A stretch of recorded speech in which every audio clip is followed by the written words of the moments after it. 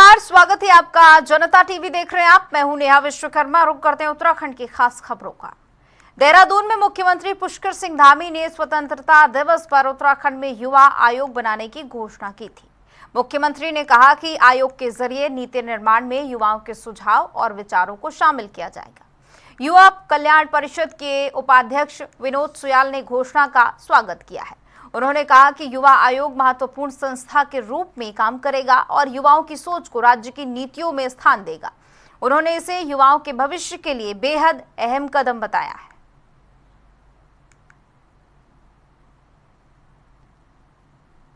उस चरण से इसको आगे ले जाने का प्रयास माननीय मुख्यमंत्री जी ने किया है।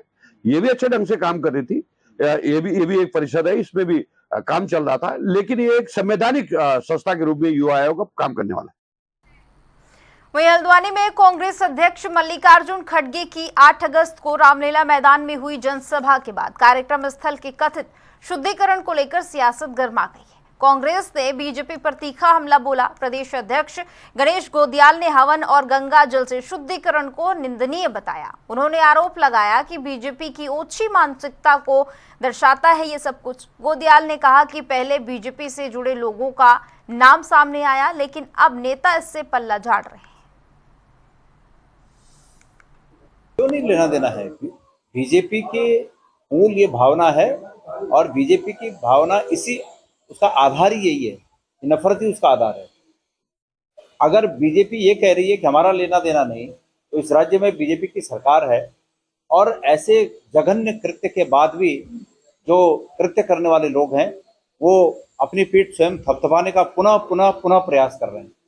तो आप क्या समझेंगे इसको? जिस संगठन से वो बिलोंग करते हैं वो बीजेपी का सारथी संगठन है, तो ऐसे में कैसे वो बच सकते हैं इस बात से? ये बड़ी बात है कि अब देखना ये होगा कि जिस प्रकार से राज्यसभा में महामहिम जो सभापति वहाँ हैं राज्यसभा में, उन्होंने जो आदेश जो अपेक्षा सरकार से की है, अब देखना ये है कि सरकार क्या करती है। और हरिद्वार में सावन के तीसरे सोमवार पर धर्मनगरी हरिद्वार के शिवालयों में सुबह से ही श्रद्धालुओं की भारी भीड़ रही है। भक्त भगवान शिव का जलाभिषेक करके, रुद्राभिषेक करके बेलपत्र, पुष्प और गंगा जल अर्पित कर रहे हैं। मंदिरों में हर हर महादेव बम बम भोले के जयकारों से माहौल भक्ति में बना हुआ है। श्रद्धालुओं का कहना है कि सावन का सोमवार भगवान शिव को प्रिय है। इसी आस्था के साथ वो भक्ति मनोकामना लेकर मंदिरों में पूजा अर्चना कर रहे हैं।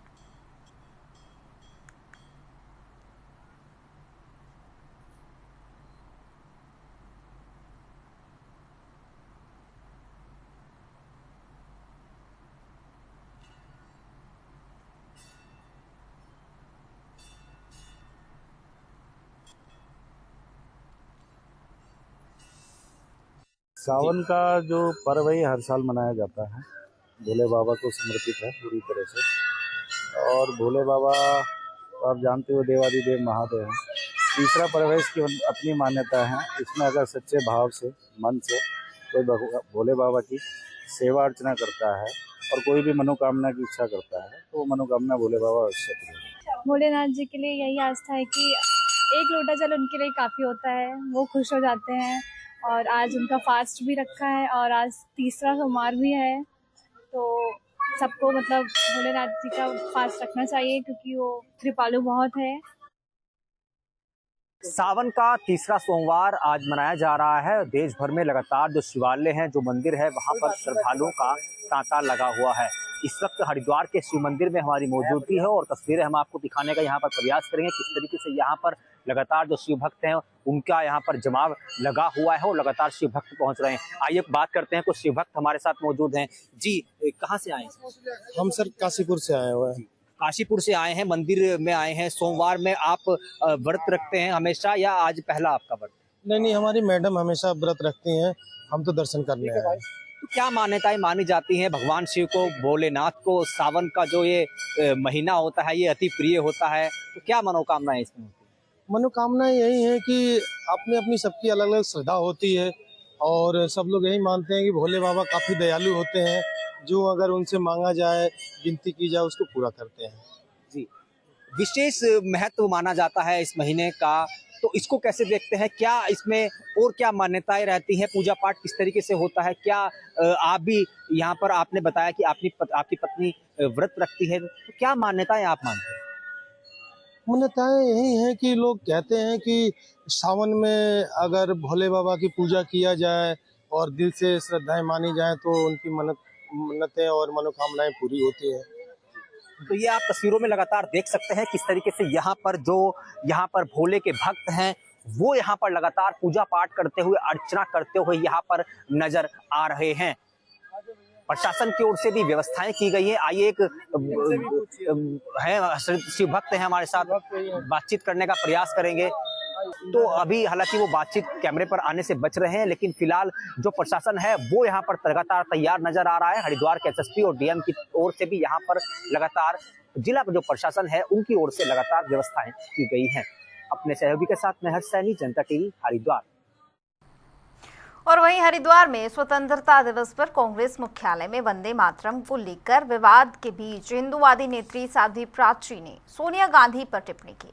हरिद्वार में जनता टीवी से बातचीत के दौरान उन्होंने सोनिया गांधी और नेहरू परिवार के डीएनए को जिन्ना से जोड़ते हुए विवादित बयान दिया। साध्वी प्राची ने आरोप लगाया कि कांग्रेस मुस्लिम तुष्टीकरण की राजनीति करती है। उन्होंने कहा कि नेहरू परिवार की विचारधारा में बदलाव नहीं आया। देखिए हमारे संवाददाता हर्ष सैनी की खास रिपोर्ट।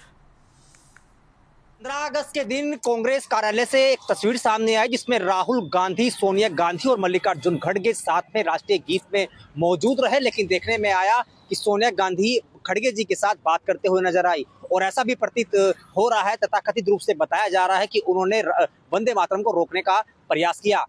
हिंदूवादी नेत्री साध्वी प्राची इस वक्त जनता टीवी के साथ एक्सक्लूसिव इसी मुद्दे पर बातचीत करने के लिए जुड़ गई हैं। मैम, एक घटना सामने आई है, तथाकथित रूप से ये जो सोनिया गांधी है ना, इसका डीएनए बिल्कुल जिन्ना जैसा है, जिन्ना की सोच है। ये नेहरू खानदान का डीएनए, जो जिन्ना वाला डीएनए है ना, ये कभी चेंज नहीं होगा। ये राष्ट्रीय गीत का अपमान कर रहा है और शर्म नहीं है इनको। माफी मांगनी चाहिए थी देश से। 135 करोड़ रुपया जो बर्बाद पानी की तरह से बहाया है ना, संसद नहीं चलने दी मेरे भाई। उसका जिम्मेदार कोई है तो ये नेहरू खानदान है। इसको सजा मिलनी चाहिए और इनकी सदस्यता खत्म कर देनी चाहिए। हाल ही में एक बयान सामने आया जिसमें आपने आरोप लगाया है मुस्लिम तुष्टीकरण का।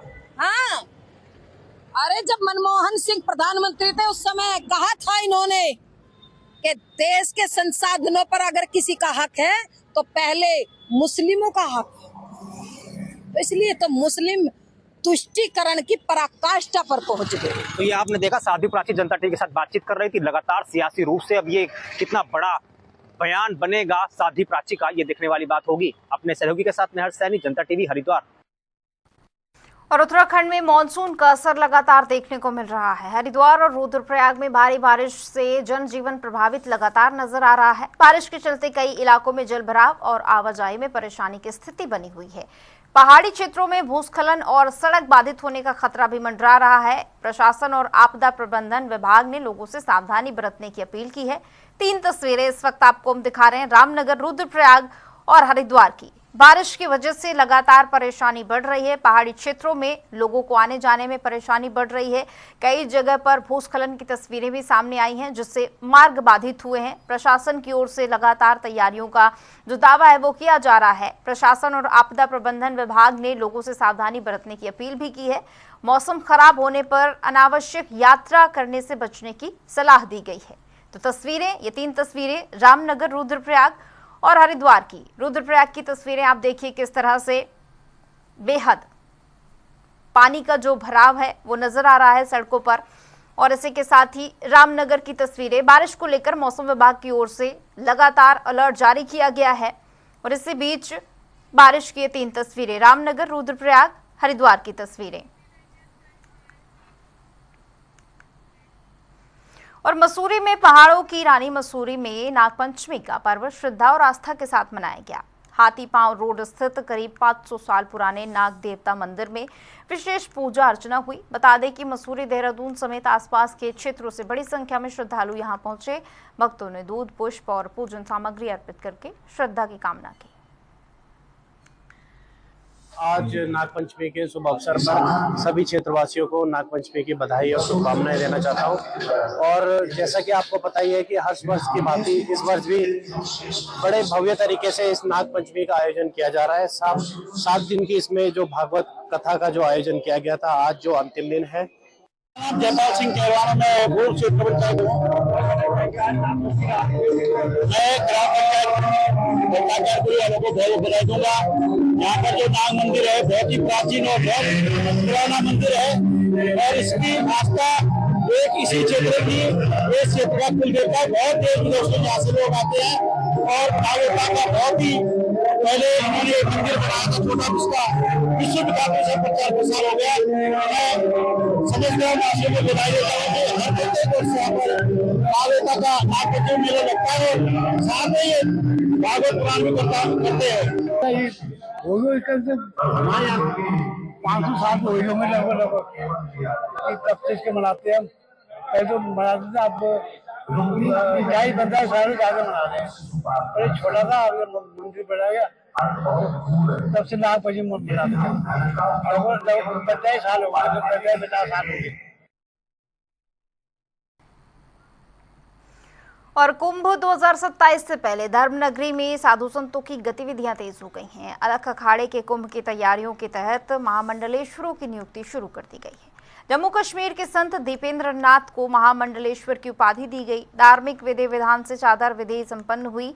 अखाड़े की महामंडलेश्वर हर्षिता गिरी ने बताया कि 4 महामंडलेश्वरों की ताजपोशी हुई है। फिलहाल कुंभ से पहले कुल 108 महामंडलेश्वर बनाए जाने हैं। तकरीबन हो चुके हैं हमारे महामंडलेश्वर और हमारा 108 का लक्ष्य, आज 4 बने हैं। किस तरह से देख रहे हैं महामंडलेश्वर की योग्यता देखकर बना रहे हैं, क्या कुछ मापदंड रखे हुए हैं उसके लिए? यस, वो तो योग्यता देख के और हमारे जो सीनियर गुरुजी हैं, जो हमारे पूज्य गुरुजी हैं, वो डिसाइड करते हैं। मंडली है पूरी, उसके अनुसार बनाते हैं। तो श्रीनाथ जी गुरुजी को अलग आदेश, माँ भगवती काली को अलग आदेश, बाबा काल भैरव को अलग आदेश। जैसे कि आज जो भी महामंडलेश्वर बनाऊँ, अपने गुरुवर श्री दिनेश्वर महाराज और गुरु माँ योगी श्रद्धानाथ के आशीर्वाद से और अखाड़े के आशीर्वाद से बनाऊँ। और मेरा जो भी है सबसे महामंडलेश्वर बनने के बाद लव जिहाद, गो रक्षा, ठीक है, सनातन सत्यता के ऊपर पूरी तरह से कार्य किया। उधर खटीमा के ब्लॉक सभागार में वानिया थारू उत्थान समिति की ओर से सावन महोत्सव 2026 का आयोजन किया गया। महोत्सव की थारू समाज की लोक संस्कृति, परंपराओं और कला की शानदार झलक देखने को मिली। स्थानीय कलाकारों ने पारंपरिक नृत्य, लोकगीतों की मनमोहक प्रस्तुतियां दी। कार्यक्रम में राज्य मंत्री रंजीत सिंह नामदरी समेत कई जनप्रतिनिधि नजर आए। आयोजकों ने कहा कि ऐसे कार्यक्रमों का उद्देश्य थारू लोक संस्कृति और परंपराओं को बढ़ावा देना है। चैनल के माध्यम से सभी को सावन महोत्सव और तीज की बहुत बहुत बधाई देता हूं। तो आज हमारे विकासखंड खटीमा में जैसा कि आप देख रहे हैं, तो हमारे जो थारू समाज के जो पहले जो हमारे पुराने तीज त्यौहार होते थे, तो उन्हीं को हम जागरूक रखने के लिए ऐसे कार्यक्रम हम लगातार कर रहे हैं। तो हमारे यहाँ पर कल्चर कार्यक्रम भी चल रहे हैं। बहुत सारे अपने पारंपरिक परिधानों में हमारी बहनें आई हैं यहाँ पर और कार्यक्रम चल रहे हैं। वो है वानिया थारू उत्थान समिति खटीमा की ओर से, और हमारा पूरा प्रयास है कि करके जो चाहे वो सावन के कार्यक्रम हो या हमारे आदिवासी कार्यक्रम हो या फिर हमारे होली के कार्यक्रम हो, और या फिर हमारा जैसे हम लोग अभी इसके पश्चात जो हमारा अगला जो कार्यक्रम होना है वो है चीका घाट मेला महोत्सव, जो कि अंतर्राष्ट्रीय हम लोग जो कार्यक्रम कराते हैं, जिसमें हमारे 7 से 8 राज्य भी उस कार्यक्रम में उपस्थित होते हैं। तो हमारा जो मकसद है, हमारी जो लोक संस्कृति है वो कहीं ना कहीं धीरे धीरे विलुप्त होती जा रही थी, और हमारा प्रयास और वहीं आज आप सभी ने भी देखा कि करके हमारे स्वर्गीय रिंकू राणा जी का भी एक गीत हमने लॉन्च किया, जो कि अभी तक जब से हमारे 1000 सन ईस्वी से जब से हमारे लोग आए होंगे, तो अभी तक कोई भी ऐसे गीत हमारे नहीं बने थे, परंतु हमारा एक प्रयास था कि अपने गीतों को, अपने लोकगीतों को हम लोग बचाएं। उधर चमोली के पिपलकोटी में सुरंग हादसे को 4 दिन बीत चुके हैं, लेकिन अभी तक 2 मजदूर की कोई सुराग नहीं है। हादसे के बाद से राहत और बचाव टीमें लगातार रेस्क्यू ऑपरेशन चला रही हैं। सुरंग में जमा मलबा, पानी, कीचड़ और गाद के कारण प्रभावित हिस्से तक पहुंचने में मुश्किल आ रही है, जिससे रेस्क्यू की रफ्तार धीमी है। एक रिपोर्ट देखिए। उत्तराखंड में चमोली जिले के पिपलकोटी में सुरंग के अंदर लापता मजदूरों को तलाशते हुए रविवार को 4 दिन हो गए। 2 मजदूरों का अब तक पता नहीं चला है। टिहरी हाइड्रो डेवलपमेंट कॉर्पोरेशन की विष्णुघाट पिपलकोटी हाइड्रो इलेक्ट्रिक परियोजना में गुरुवार को हादसा हुआ था। भूस्खलन के कारण अचानक 3 किलोमीटर लंबी सुरंग में मलबा और पानी भर गया, जिससे 22 लोग अंदर फंस गए। राहत दलों का कहना है कि सबसे बड़ी चुनौती सुरंग के अंदर कीचड़ और गाद की है। इससे ऑपरेशन की रफ्तार धीमी हो गई है और प्रभावित हिस्सों तक पहुंचना मुश्किल हो रहा है।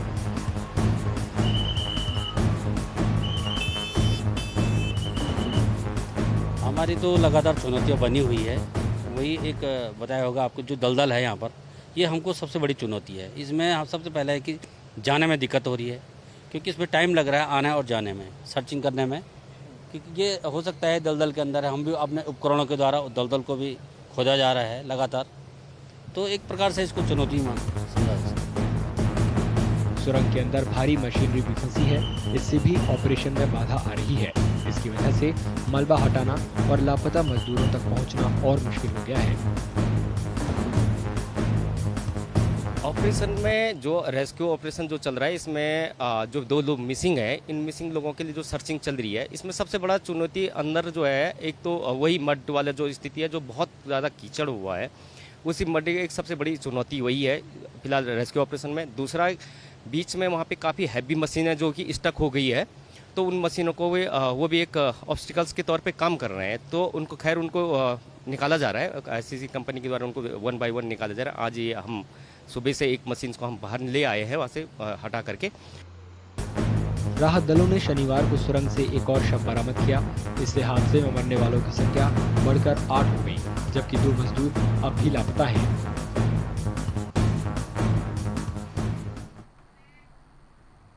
और हरिद्वार में गंग नहर में तेज बहाव में बह रहे एक व्यक्ति को SDRF के जवानों ने बचा लिया। बहादुराबाद पुलिस चौकी से सूचना मिलने के बाद SDRF की टीम ने तुरंत रेस्क्यू ऑपरेशन शुरू किया। टीम के पहुंचने तक व्यक्ति बहते हुए पथरी पावर हाउस तक पहुंच चुका था। तेज बहाव के बीच जवानों की साहस और सूझबूझ को देखते हुए कड़ी मशक्कत के बाद व्यक्ति को सुरक्षित बाहर निकाला गया। वहीं काफी देर तक ठंडे पानी में रहते हुए उसकी हालत कमजोर हो गई थी, जिसके बाद जवानों ने प्राथमिक सहायता देकर उसे सुरक्षित स्थान पर पहुंचाया।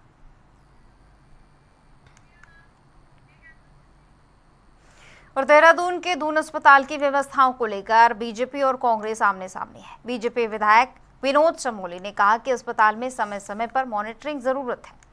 सरकार ने व्यवस्थाओं में काफी सुधार किया है, लेकिन अभी और बेहतरी करने की जरूरत है। वहीं कांग्रेस नेता गणेश गोदियाल ने सरकार पर निशाना साधते हुए कहा कि कार्यपालिका कमजोर होने पर न्यायपालिका को हस्तक्षेप करना पड़ता है। उन्होंने दून अस्पताल की स्थिति को प्रदेश की व्यवस्था का आईना बताया। सख्ती करने की आवश्यकता है और समय समय पर मॉनिटरिंग की जरूरत है, क्योंकि अस्पतालों के बारे में शुरू से ही शिकायतें रही हैं। सरकार ने काफी कुछ चीजें बेहतर की तो हैं, लेकिन वो भी अब भी पर्याप्त गुंजाइश है कि और बेहतर किया जा सके। तो कोर्ट ने उसी का संज्ञान लिया। मैं समझता हूँ सरकार भी उसका संज्ञान ले रही होगी और व्यवस्थाएं जल्दी दुरुस्त कर दी जाएगी। जब कार्यपालिका कमजोर होती है तो न्यायपालिका को सत्ता के सूत्र हाथ में लेने पड़ते हैं। बस इसको इसी रूप में देखा जाना चाहिए। एक कमजोर न्यायपालिका, एक मैनेजमेंट के आधार पर सत्ता चलाने वाली सरकार और मैनेजमेंट के आधार पर राजनीति करने वाली पार्टी आज सत्ता में है। ऐसे में समय समय पर इस प्रकार की बातें उजागर होती हैं और उनको मैनेज करके ठीक किए जाने की कोशिश होती है। स्वास्थ्य का हाल आपने खुद ही बताया। और उत्तरकाशी के यमुनोत्री क्षेत्र में हैरान करने वाली तस्वीर सामने आई। नौगांव ब्लॉक के कुपड़ा कुंशाला त्रिखीली मोटर मार्ग पर मोटर पुल की हालत खराब होने की वजह से निर्माणाधीन वेली ब्रिज अब तक तैयार नहीं हो पाया। ऐसे में ग्रामीण और महिलाएं जान जोखिम में डालकर JCB की बकेट में बैठकर गदेरा पार करने के लिए मजबूर हैं। ग्रामीणों ने जल्द पुल निर्माण की मांग की है।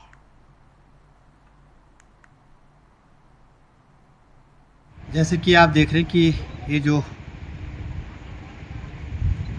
कुपड़ा कुंथला त्रिखली वाला जो जाने वाला मार्ग है, विगत 1 साल से ये गड़ुगाड़ में जो पिछली बार आपदा आई थी, जिस कारण से सेनाचट्टी में बड़ी तबाही भी हुई थी और यहाँ पे झील का निर्माण हुआ था इसी गडुगाड़ के कारण।